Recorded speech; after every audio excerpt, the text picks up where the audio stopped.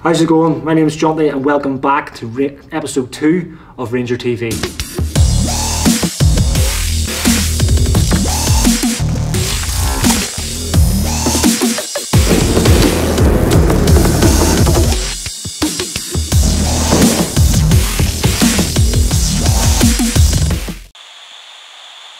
Welcome back. So I had a good response from episode 1, which thank you very much. So if you continue to like the sort of content we're producing, please like and subscribe. What we're going to do today is we're going to talk about the rifle company. So that's going to be the first element we're going to talk about. So a rifle company, specifically to the Royal Irish. Now other infantry regiments may be sort of set up a different way, but for us we've got 2 rifle companies, A and B company. So a rifle company has 3 platoons in it. A platoon then itself has 27 people. And they're split between 3 sections, so 3 teams. You'll have, if say for instance it's A company, will be 1, 2 and 3 platoon. Each of them sections then have 8 men, 1 such commander who's a full corporal. He'll be, his 2 IC then is a lance corporal, and they will both have a fire team each of 4 people. Then 4 people, specifically our regiment itself, and Tegan being one of them is a ranger. Them rangers then will be riflemen, so they will have the sort of SA-80 rifle as our primary weapon system. So you've got the 2 fire teams. In each fire team then you've also got a sharpshooter each, so a ranger having a sharpshooter rifle, and then you have a GPMG, so the general purpose machine gun. Every ranger anyway will be able to operate that general purpose machine gun, which sits on top of the Foxhound roof, vehicle roof. Whenever you arrive to do with the business, wherever we're going, that gun can be taken off the roof, and one of the rangers then can become a fire support element within there. So at the head of the platoon then, so you've got obviously 3 sections, 3 corporals, 3 lance corporals, and then all the rangers within the 3 teams. Then you have a platoon sergeant, and then a platoon commander who's an officer. And if we have time, or sorry, the space as well, a ranger will be attached to the platoon commander as his signaller. So he'll carry the radio and he will get communications from to the different elements of the company. So the officer commanding of the company and pass that information on to the platoon commander. So it'll be on the platoon commander's arse all the time. So yeah, so that's a breakdown of a rifle company and the platoon. Tegan here, he's obviously a ranger. Tell us a bit about the different roles you've done in a section then, whenever obviously back in the UK and stuff. Yeah, so for the different exercises I've done a few different roles. Myself, I've been a GPMG gunner, LSW, which would have been kind of before the sharpshooter, yeah. And I've been a point man as well, which are all very different roles, and it's very dynamic as you can do all those roles without really much going into it, too many courses, but you get trained on it within your section, so it's not going to be like too alien to you, so you kind of know what it is. Yeah, that's all I've done really. Yeah. So tell us a bit then. So obviously you've done a few different roles, so we'll just sort of take a few of them off that you can do within a section. So within this sort of section, this 8-man section, as a ranger, then you can sort of manoeuvre yourself around these different roles. It's up to you as a team. So the section commander, that's his team. Yeah, you all get together and you decide what to do and who works best and sort of in what role. So obviously one of the roles which you did mention was point man. Yeah. Yeah, so you'll be at the front of the section. So just tell us a bit more in depth then what your sort of roles and what you're thinking as a point man of that 8-man section. A point man is usually the person obviously at the front. He'll be the one to be looking out for threats at the front. So that could be anything from IEDs on the ground, anything like that. But he also will be navving. Keeping the routes right and just keeping looking for different things, you know, that would set his head off. Yeah. Yeah. Yeah, 100%. You're sort of basically like you're like the sesh commander's like second pair of eyes. You know, as a commander, so you're behind him then, so you're like radioing up the platoon commander, passing him information, so you do get fixated into that sort of command piece. And then Tegan or whoever else is the ranger is who's being that point man, as your navigation, as you get better at your navigation, the longer you've been in, then the section commander then, like I've done in the past to a few of my point men, is sort of showed him on the map where I want to go, and then I've sort of relied on him then to sort of take the best route there as possible. Don't worry, you're not going to come straight out of Catrick and get thrown in the deep end and be expected to do that. You know, you'll be trained and you'll be given the information before you're like sort of put into them sort of roles. So we've got point man. Another big one with us as well, not even just most infantry regiments, is like the number 2 in the gun. So like I spoke to before earlier about the GPMG, so general purpose machine gun. So you'll have an operator off that, so a ranger or a rifleman or fusilier or whatever regiment you go to. So he'll be the firer, and then you'll have his number 2 beside him. And you've done both roles as well, on fire and number 2. So a little bit what a number 2's thinking. So number 2 is basically the gun support. He's the one that keeps the gun going. So feeding belts into the gun, oiling it up when it needs to be oiled, carrying the spare barrel if it really needs carried, and obviously watching where the shots land, which is the most important part, which will bring the gunner back on to his target if he needs to. Yeah, cool.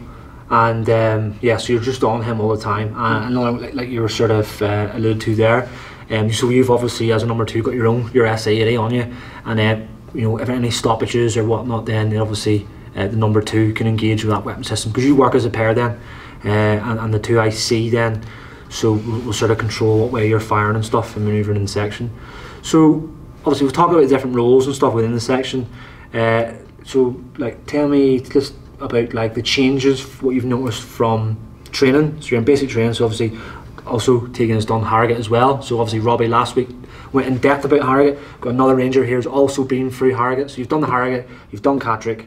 For anyone who's watching who's maybe in the middle of that sort of regime at the minute, just tell them a bit about like how life changes once you arrive in whatever battalion or regiment you're going to, or even whatever corps or unit you're going to outside of the infantry, because training is a totally different beast than what life is like actually in the unit itself. Okay, so training's very intense. So you'll come out of that and you'll come to battalion thinking it's going to be really intense as well, maybe a bit harder you think, but it actually gets a bit more relaxed while we're in camp. But as we go into exercises and stuff, you're expected to work. So once you work and prove yourself, really, you will get left alone, like, because you're all busy, you're all doing different things. So there is a big change. It's a bit, well, from going from Catterick to battalion, it's weird. It's just weird, if you get me. Yeah. So it's like, what we're trying to get is like how the atmosphere changes, where obviously in Catterick or in Purbright or in the different training establishments, there's obviously that sort of definite line between yourselves or recruits and the instructors. Whereas once you come in as a new recruit, you're a ranger, a private, whoever you've come into, the sort of first couple of months, if you're not on anything, if you come straight in and go straight on a hard exercise, that automatically gels you in. You're no longer the new guy, and like a hard exercise or an operation straight away molds you. Like at the end of the day, you're operating quite close with each other when on exercise and when on operations. So at that piece there, it totally changes. And like you said about there's sort of no rubbish going on, like you're a professional now. Catterick is where you learn, or wherever your training establishment, that's where you learn. You come in your unit, that's your job now. You're that professional, adult environment, and we just train and get the job done. So we're doing ranges and stuff, we're going to doing fids and stuff together, and what brings us on to then is sort of normal life in a rifle company, as in normal work, so in day-to-day life in the barracks, in camp. So obviously fizz straight away in the morning, so no matter what, there'll always be physical training in the morning. On our PTIs, like you spoke to Mac last week, so he's an internal PTI in the company. So these guys now, obviously, in your training establishment, you go to the gym and they're there, and you just, I don't know what it's like now, but psychologically you just don't like them, because anytime you meet them, they just completely hound you. Now you're back in you're in your regiment. Some of these PTIs now can be your best mate now, and it's all fun training. So I know, like for us, definitely with ethos, where if we miss some sort of physical activity, you're trying to get it in somewhere, because you're gutted that you've missed it that morning. So we'll do that in the morning, and then if we're not leading up to a major exercise or operations or something like in the immediate future, it's pretty chilled out. Yeah, isn't it? Yeah, chilled out. You get a load of time to relax. Get to go on your different courses you'd like to do. So like your driving, like everyone wants to do, you get to go get your lorry license or your car license if you don't have it yet. If you went through Harrogate, you'd obviously have to come to the battalion and do it, which there is opportunity to do it. Yeah. All paid for. All paid for, yeah. You don't have to pay for any of it yourself. Yeah. And as well, I want to say about we are relaxed as well, and not just us, as most infantry units as well. Is obviously you do that phys part in the morning. So we normally start work about 08:30, about 8:30 in the morning. We're on there on parade. Get your name checked off and on the roll, and then we're off to do phys. Do phys maximum 2 hours. You do your warm up, do the actual activity itself, and then your cool down. Straight to get a shower and stuff. Then you get your naffy break around 10:30. So that's all together, drinking brews, chilling out, or doing whatever you need to be doing. Some small lesson prior to lunch. If there is no lesson, then you're just in your own admin, and you're just up in your rooms doing whatever you want to do. In the afternoon, then there's another period there for bits of lessons and stuff. But like I said, if you're not going, if there's not like a major something happening, that you are chilling out. And you're left to your own esteem. So if you're wanting to do like extra stuff in your own time, there's so much time to do it. Is there, right? So if you're wanting to do any sort of, like, you'll get your education in Harrogate and all this sort of stuff, but if you want to push that education further or do a course outside of the military, education wise, you've got loads of time to do it. So your time is your own, and choose what you do with it. And so let's talk a bit more about exercise. So our role then as a platoon, like what we get up to when we're on exercise. You're in Catrick or you're in your training establishment, you know exactly on about your harbour areas and stuff. If you don't, this is just sort of like, explain it to you, out in the field, so all like the woods, open terrain. How do you live in a harbour? What is a harbour to you? Okay, a harbour is basically just a defensive position.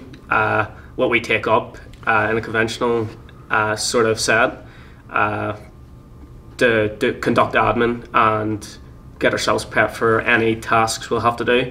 So that's usually triangular harbour, like an all-round defence type thing.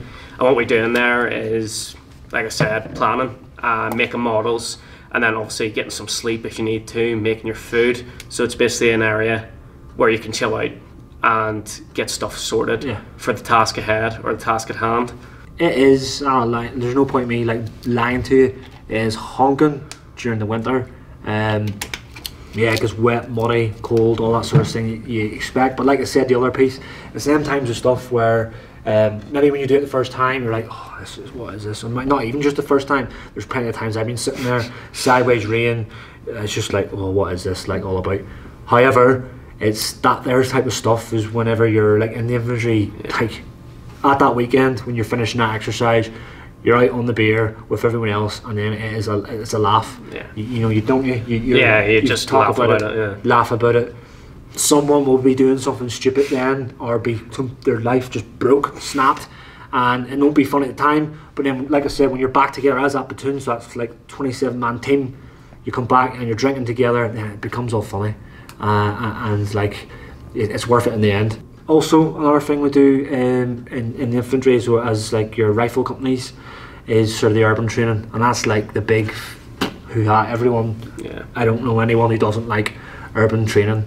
So we've got within the regiment, and other regiments will have them, you've got your internal instructors, which will be like Lance Corporal or Corporals, and they'll go away and do an urban operations instructors course, come back, and then they'll reteach us as in the guys. So, you know, everyone goes away and does all these different specific courses, and we'll come back and teach each other it. And that's something we've hammered this year is in. So do you want to talk a little bit about the urban stuff and what you've been doing? So the urban stuff's probably the most enjoyable for everybody in the infantry, as you're getting in the buildings, actually doing room clearances and stuff like that. We've done loads of things through the past year, basically, with urban ops. So we've been going to Winnie Hill doing simunition training, which is blank rounds and paintballs, just shooting and practicing our skills and drills and trying to get them up to scratch. Yeah, no, that's all good, so like you were saying there, so you take the bolt out of the rifle. So it's in one of the videos anyway, on the channel you'll see it. There's in a couple of videos, once in Catrick and then once here upstairs in the range. So you take all the bolts and stuff out of the rifle, and then technically that rifle then becomes a paintball gun on steroids then. So it lets you train. So obviously in training, you've got the BFA and use the blank rounds.